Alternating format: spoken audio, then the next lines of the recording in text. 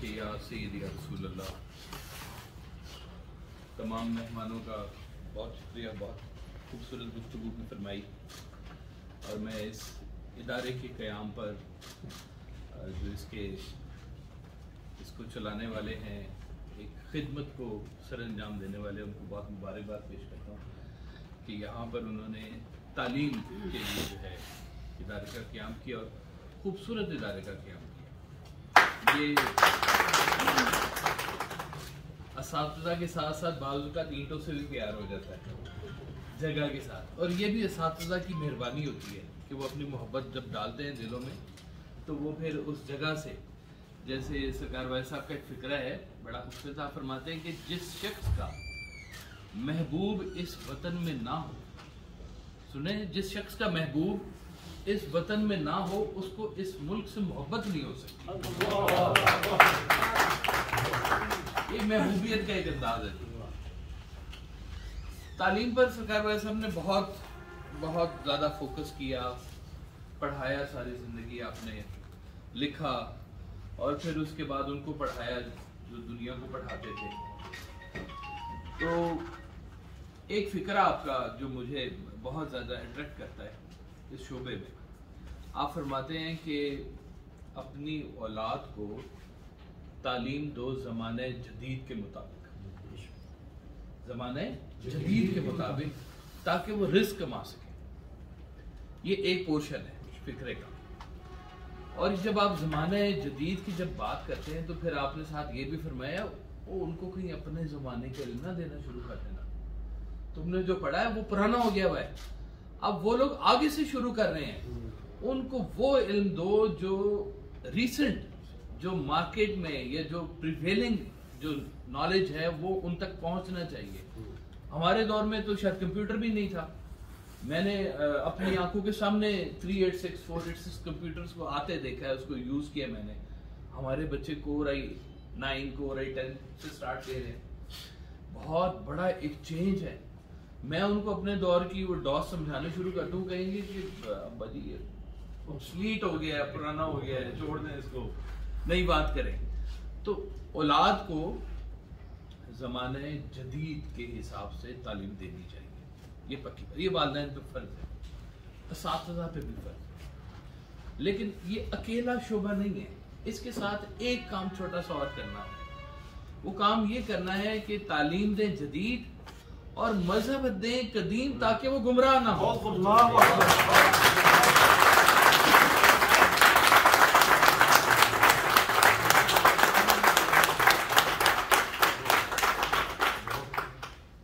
अगर खाली तालीम दे रहे हैं हम और साथ में उनके ऊपर वो मजहब का या वो जो पुराना मजहब, जो मैं कहता हूँ पुराना इसलिए कहता हूँ कि जिस दिन सरकार दो आलम सल्लल्लाहु अलैहि वसल्लम ने ये फरमा दिया कि आज तुम पर मैंने ये दीन मुकम्मल कर दिया, तो उससे बड़ा और क्या मुकम्मल चाहिए हमें। हम अपने दीन को अगर 1400 साल पहले ले जाएं तो भी मुकम्मल है, उसके अंदर मजीद गुंजाइशें ना भी डालें तो भी मुकम्मल है।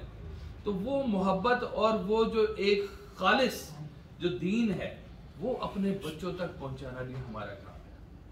आप देखिए हमारी जो तालीम है ना जी, ये खाली तालीम अच्छे रिजल्ट नहीं पैदा करती। हमारे माशरे में खाली तालीम 10वीं के पढ़े हुए, 12वीं के पढ़े हुए, 14वीं के पढ़े हुए, एथिक्स में बहुत कमजोर है। ये जो कुछ हो रहा है माशरे में, आज से 15-20 साल पहले भी होता था, सुनने में आती थी बात, कुछ ज्यादा नहीं हो गया? बहुत ज्यादा हो गया, बहुत ज्यादा हो गया। शायद सोशल मीडिया भी इसको बहुत ज्यादा हाईलाइट कर रहा है। जो वाकयात हो रहे हैं इर्द गिर्द, कि हमारी सोशल वैल्यूज खराब हो रही हैं, हमारे एथिक्स खराब हो रहे हैं। हमें इन एथिक्स के ऊपर काम करने की जरूरत है। देखिए तालीम जो है ना जी, आपको एक वो अजराहे मजाक थोड़ी सी बात बताया। एक बंदा था जी, उसकी हो गई शादी, हो जाती है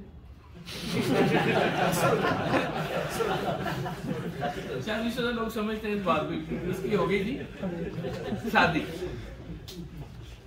कुछ दिन बाद दोस्त अहबाब आए, मुबारकबाद पेश की, जी शादी हुई जनाब, बड़ी मुबारक हो, भाभी ठीक है? हमारे जी बिल्कुल ठीक है। उन्होंने कहा अच्छा ये बताएं कि उनकी ना एजुकेशन कितनी है।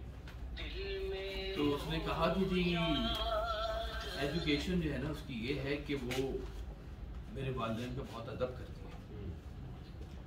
उन्होंने कहा नहीं तालीम पूछे तालीम कितनी है उसकी। उन्होंने कहा जी वो झूठ नहीं बोलती। उनका बोलते हैं हम आपसे कह रहे हैं कि एजुकेशन तालीम उनकी डिग्री क्या है।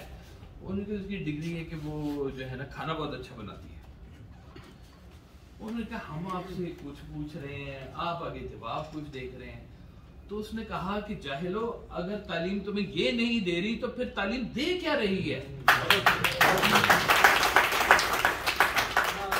बात यह कि अगर तालीम हमें एथिक्स नहीं दे रही है, हमें बड़ों का अदब नहीं दे रही है, हमें अपने इस्लाम से कुर्बत नहीं अता कर रही है, तो ये मुरक्का तालीम किस लिए फिर ये सारे का सारा। फिर तो उसको ऑल टुगेदर चेंज कर देना चाहिए। हमारी स्ट्रेंथ जो है वो ये सिर्फ ये नहीं है कि हमने जदीद दौर के साथ भी हमने कनेक्ट होना है। हमारी स्ट्रेंथ ये भी है कि हमने पुराने दौर के साथ भी कनेक्ट होना है। हमारा इल्म सारा माजी, हमारा मजहब माजी, हमारे शोरा माजी, हमारे सूफिया माजी, सब कुछ तो हमारा माजी से चलता आ रहा है। हम उसे डिस्कनेक्ट नहीं हो सकते हैं। और आज के जो नौजवान नस्ल है वो कनेक्ट ही नहीं हो पा रही। क्या वजह उसकी, क्यों नहीं कनेक्ट हो पा रही? इसलिए कि शायद ये जिम्मेदारी सिर्फ स्कूलों की नहीं, असातिज़ा की नहीं, वालिदैन की भी है। वालिदैन जो घर पे वालिदैन है या जो क्लासरूम में वालिदैन है, ये वालिदैन की जिम्मेदारी है कि बच्चों के अंदर वो चीज इंसर्ट करें, वो खालिस चीज इंसर्ट करें। वो कैसे इंसर्ट होती है? वो कोई इंजेक्शन थोड़ी है कि कोविड का इंजेक्शन लगा दिया तो आपकी वैक्सीनेशन हो गई है। आपको वैसा बिहेव करना पड़ता है, आपको उस जगह पे खड़ा होना पड़ता है। आज कितने फख्र से सिंधु साहब ने अपने असातिज़ा का जिक्र फरमाया कि वो असातिज़ा, उनकी ये उनकी तालीम, ये उनकी मोहब्बत। इतने सालों के बाद मुझे कुछ ही उस्तादों के नाम याद है, सारों के तो याद नहीं रहते। इनसे पूछते हैं कि सारे उस्ताद याद हैं, सारे नहीं याद हो सकते। वो जगह बना लेते हैं जो बच्चों के साथ कहीं कनेक्ट होते हैं, बच्चों की परवरिश करते हैं, नरिशमेंट करते हैं, पौधे को परवान चढ़ाते हैं। उन उस्तादा की जरूरत है कि अब वो वक्त है कि हमें अपने स्कूलों के अंदर एथिक्स कोड के ऊपर भी स्पेशल लेक्चर्स रखने चाहिए। हमें चाहिए कि अपने बच्चों को, जहां पे हम जदीद कंप्यूटर, जदीद साइंस, आईटी, हर चीज से हम उसको रूशनास कर रहे हैं, वहां पर उनके लिए, उनकी मोटिवेशन के लिए, उनके इस्लाम के लिए, उनके अच्छे एथिक्स के लिए, उनकी परवरिश के लिए भी कोई काम जरूर करना चाहिए। खाली एजुकेशन देना हमारा काम सिर्फ नहीं है, हमें साथ में अच्छे लोग बनाने हैं। आप अक्सर सुनते होंगे पढ़ा लिखा जाहिल। तो पढ़ा लिखा है और जाहिल भी है, ये कैसे हो सकता है?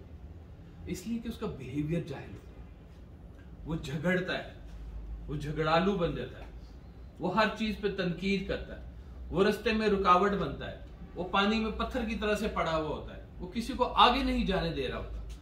हमारे माशरे में आप निकल जाएं, जो हमारे गवर्नमेंट इदारे हैं या कोई भी इदारा ले लें, क्या उसमें कभी लेग पुलिंग नहीं हुई? क्या कभी उसके अंदर नेपोटिज्म नहीं हुआ? क्या उसके अंदर कोई खराबियां पैदा नहीं हुई? क्या रिश्वतें बंद हो गई हैं?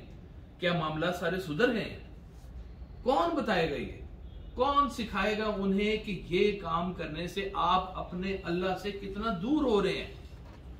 हम आसमान की, चांद तक तो पहुंचने की तैयारी कर रहे हैं, इंसान के दिल तक पहुंचने की तैयारी कौन करेगा?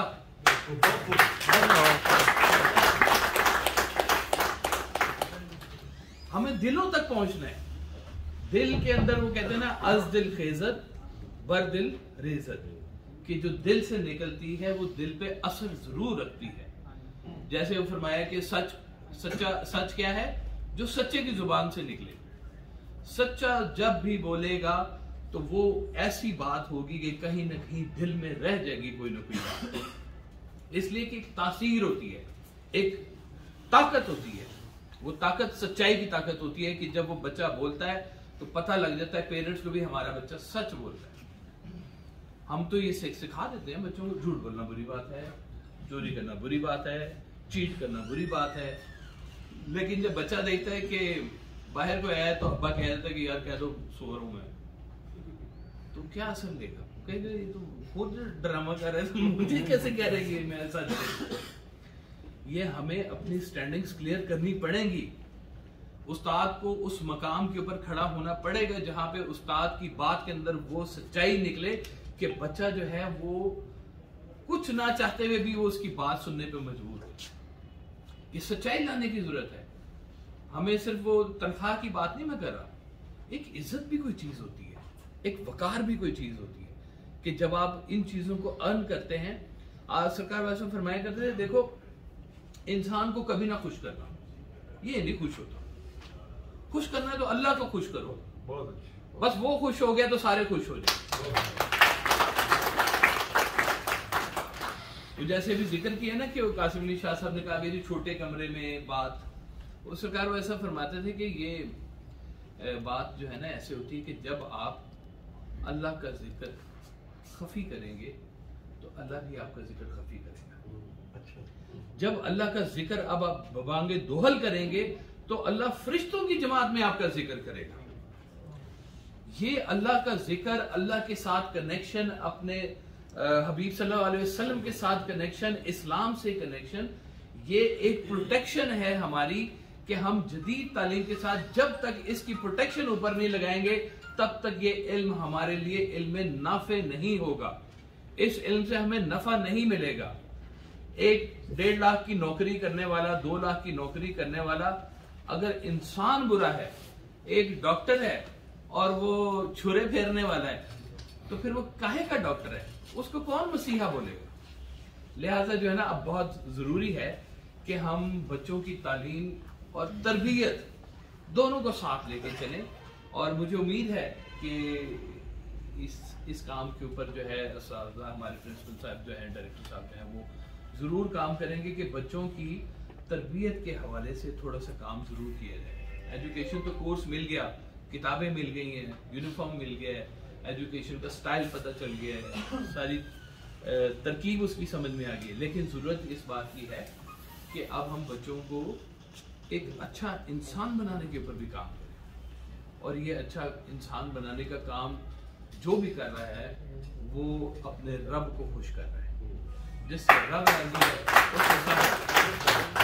तो मैं आखिर में फिर एक बार मुबारकबाद पेश करूँगा और यहाँ जो लोग बैठे हैं उनकी खिदमत में सलाम पेश करूँगा और दुआ करूँगा कि आइंदा कभी जब यहाँ आए तो यहाँ के बच्चों से भी कोई बातें सुने, उनकी तरबियत के हवाले से जो है कोई ज़रूर इसके ऊपर काम हो और मैं इसमें कोई किरदार अदा कर सकूँ तो मुझे बहुत खुशी होगी।